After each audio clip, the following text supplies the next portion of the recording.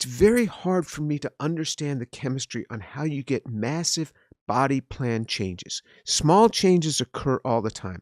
Some people have used the term microevolution versus macroevolution.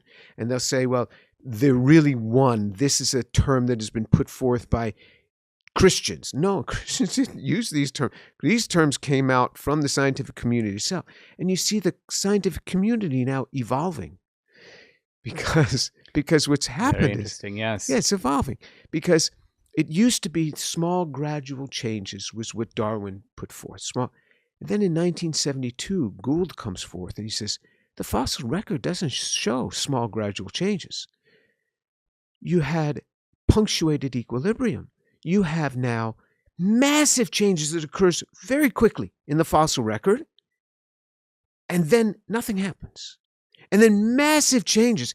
This gradualism that Darwin had put forth is non-existent, he said, in the fossil record. So that changed in 1972. In my lifetime, in your lifetime, this has changed.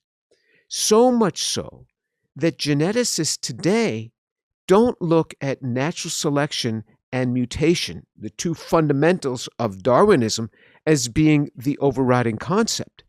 They will say that it is neutral drift, which is the small changes from me to my child to my grandchild, the neutral drift, and the idea of universal common descent.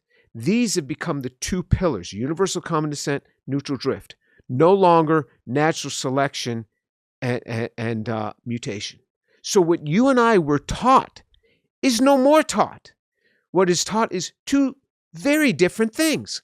And so these folks have evolved. And so I have sat with geneticists. Most people will not engage me on this because as soon as I start asking questions, what happens is their just so stories start to wither. Biologists, to me, are the best storytellers in the world. How did that happen? Well, this happened, this, and I'll say, how could that have happened? Because chemically, oh yeah, well, then probably this happened. Whoa, you can't just on a dime turn your story. This is a just so story. You just exposed yourself. And they have a story for everything. Every new piece of data, their story changes, which tells me this does not have a firm ground. Yeah, this is, I think, a key point, and that is that very often what you get are these biological, it might have been this, or it must have been that, or it could have been this, not necessarily supported by any empirical evidence, right? And